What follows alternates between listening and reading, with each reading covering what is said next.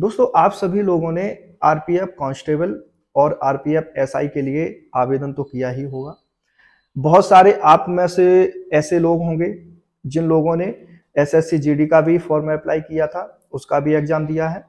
बहुत सारे आप में से ही स्टूडेंट ऐसे हैं जिन लोगों ने यूपी पुलिस का भी एग्जाम दिया हुआ है। ठीक है, कहीं ना कहीं आप सभी लोग उन तीनों की तैयारी कर रहे हैं। यानी कि अभी आरपीएफ एसआई का जैसा कि आप लोगों को पता है कि दिसंबर में एग्जाम कंडक्ट होगा। आरपीएफ कांस्टेबल की अभी डेट नहीं आई है, तो आप उसकी भी तैयारी अच्छे से कर रहे होंगे। उसी के साथ साथ आप लोग एसएससी जीडी का भी अगर अप्लाई किए रहे होंगे, पेपर दिए होंगे, तो उसके भी आप लोगों ने फिजिकल दिए होंगे। ऐसे ही आप लोग यूपी पुलिस कांस्टेबल के लिए भी अपनी तैयारी फिजिकल की जरूर कर रहे होंगे। ठीक है, ऐसा तो दोस्तों हो ही नहीं सकता है इस यानी कि जमाने में, इसको जमाना ही बोल लूं, यानी कि इस कंपटीशन के दौर में आप में से कोई भी एक चीज पर अड़ा हुआ है, ऐसा तो हो ही नहीं सकता है। आप सभी लोग इस चीज को अच्छे से जान रहे हैं कि एक चीज पर टिक जाना बहुत कहीं ना कहीं ये हम लोगों की गलती ही होती है कि एक चीज पर टिके रहना, क्योंकि सबका सिलेबस और सबका जो क्राइटेरिया होता है, खासकर बेल्ट की यानी कि फोर्स की नौकरी में, जैसे कि आरपीएफ वगैरह हो गया, पुलिस कांस्टेबल हो गया, एसएससी जीडी का हो गया, तो इनमें क्राइटेरिया लगभग सेम होते हैं। वही रनिंग वगैरह है। ठीक है, पेपर का लेवल भी लगभग समान देखने में मिलता है। ठीक है, मतलब एक जो लाइन होती है वो उसी लाइन पे हम लोगों को तैयारी करनी होती है दोस्तों। तो ऐसे बहुत सारे स्टूडेंट होंगे हमारे साथी होंगे कि जिन लोगों ने इन तीनों में अप्लाई जरूर किया होगा, और कहीं ना कहीं आप लोग आरपीएफ कांस्टेबल और एसआई की तैयारी जरूर कर रहे होंगे दोस्तों। लगभग इसमें 4208 वैकेंसी थी। ठीक है, और उसमें आरपीएफ एसआई की अलग है। तो आज की जो वीडियो है वो मैं बात करूंगा कि महिलाओं के लिए आखिरकार आरपीएफ कांस्टेबल के लिए क्या आसानियां हैं, क्योंकि पिछली वैकेंसी भी देखी है, उसकी जो कट ऑफ वगैरह है उसके आधार पर देखा जाए, एलिजिबिलिटी क्राइटेरिया के आधार पर देखा जाए, फिजिकल इफिशियंसी टेस्ट के आधार पर देखा जाए, तो बहुत सारे ऐसे पॉइंट हैं जो महिलाओं को थोड़ा समझना चाहिए। हालांकि आप में से बहुत सारी महिलाएं ऐसी होंगी कि जिन लोगों ने अप्लाई किया होगा आरपीएफ कांस्टेबल के लिए। तो दोस्तों आज की वीडियो के माध्यम से आप लोगों को थोड़े 2-4 पॉइंट ऐसे हैं जिनको समझना बहुत जरूरी है, और आप जो अपनी तैयारी कर रही हैं तो वो आपको किस हिसाब से तैयारी करनी चाहिए और क्या सोच के आपको तैयारी करनी चाहिए, तो ये बहुत जरूरी है आप लोगों के लिए। दोस्तों आप में से बहुत सारी मेरी बहनें ऐसी होंगी जिन लोगों ने आरपीएफ कांस्टेबल के लिए अप्लाई जरूर किया होगा। देखिए, सबसे पहली अगर बात मैं करूं तो एक क्राइटेरिया होता है जिसको देख के ही हम लोग फॉर्म अप्लाई करते हैं।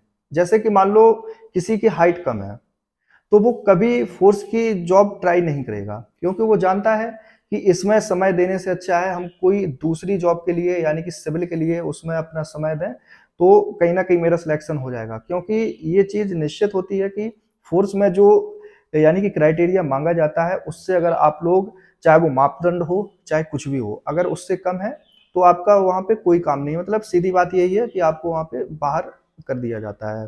तो ऐसा ही अगर देखा जाए तो जो यानी कि महिलाओं के लिए सबसे पहली बात ये थी कि उसमें हाइट को देख के, यानी कि बहुत सारी जो महिला कैंडिडेट हैं वो हाइट की वजह से आरपीएफ कांस्टेबल में जो फॉर्म अप्लाई है वो नहीं करती हैं, क्योंकि इसमें जनरल ईडब्ल्यूएस और ओबीसी के लिए जो हाइट क्राइटेरिया रखा गया है वो 157 सेंटीमीटर है दोस्तों।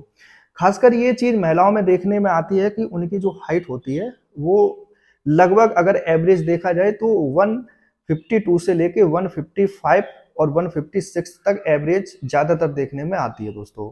ठीक है, तो एक ये कारण हो सकता है कि यानी कि फॉर्म कम अप्लाई होने की वजह ये भी हो सकती है कि हाइट की वजह से जो महिला कैंडिडेट होती हैं वो तो इसका फॉर्म नहीं डालती हैं दोस्तों। ठीक है, दूसरा क्या था, एससी एसटी के लिए जो हाइट क्राइटेरिया है वो 152 सेंटीमीटर है।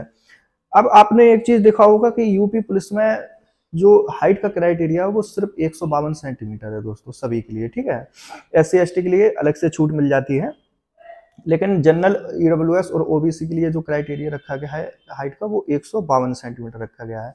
तो एवरेज अगर देखा जाए तो बहुत मतलब 90% यही होता है कि 152 से लेके 155 के बीच में जो हाइट का जो रहता है महिलाओं में वो मतलब आ जाता है। तो इसी वजह से इसमें जो फॉर्म की संख्या जो थी खासकर यूपी पुलिस में वो बहुत ज्यादा थी, यानी कि महिला कैंडिडेट में। ठीक है, अब दूसरा जो कारण आ जाता है वो आ जाता है दोस्तों फिजिकल को लेके। फिजिकल का क्या है, फिजिकल के लिए सबसे हार्ड इसमें रनिंग है दोस्तों। अभी आप में से बहुत सारी महिला कैंडिडेट ऐसी होंगी जो यूपी पुलिस की तैयारी कर रही हैं। ठीक है, आप देखेंगे कि जो आरपीएफ का जो रनिंग का क्राइटेरिया रखा गया है वो 800 मीटर है, वो कितने मिनट में है, 3 मिनट 40 सेकंड में है। लोग अभी तैयारी कर रही होंगे तो आप लोग खुद जान रही होंगे इस चीज को कि 400 मीटर की दौड़ आखिरकार आप लोग एक चक्कर कितने मिनट में लगा रही हैं। लगभग आप लोगों का जो अभी टाइम अगर मैं देखूं, मतलब अगर मैं अपने अंदाज से बताऊं तो एक चक्कर जो है वो लगभग 2 मिनट 40 सेकंड यानी कि 2 मिनट 50 सेकंड तक आप लोगों का जा रहा होगा। और अगर आप अच्छी तरह से दौड़ रही हैं तो लगभग 2 मिनट 20 सेकंड या 2 मिनट 25 सेकंड तक जरूर आप लोगों का पहला चक्कर जा रहा होगा।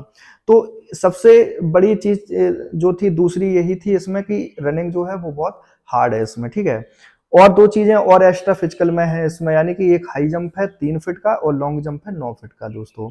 ठीक है, तो इस वजह से भी जो महिला कैंडिडेट हैं उन लोगों ने बहुत कम संख्या में इसमें फॉर्म अप्लाई किए हैं दोस्तों आरपीएफ कांस्टेबल में।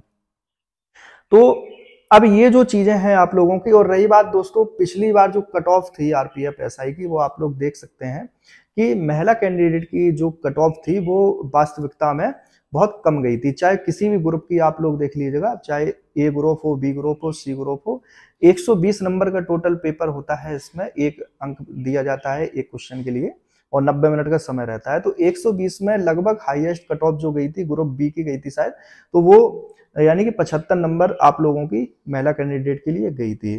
तो कहीं ना कहीं एक ये पॉजिटिव पॉइंट रहता है कि इसमें अप्लाई करने के लिए आप लोगों की कट ऑफ वगैरह जो है महिलाओं की वो कम जाती है। इसी वजह से जाती है कि क्योंकि इसमें जो फिजिकल का क्राइटेरिया है दोस्तों वो बहुत हार्ड है, चाहे वो रनिंग को लेके हो, चाहे हाइट को लेके हो, चाहे वो लॉन्ग जंप हो, चाहे हाई जंप हो। लॉन्ग जंप और हाई जंप 2 चीजें ऐसी हैं इनमें आप लोगों को दोबारा मौका दे दिया जाता है।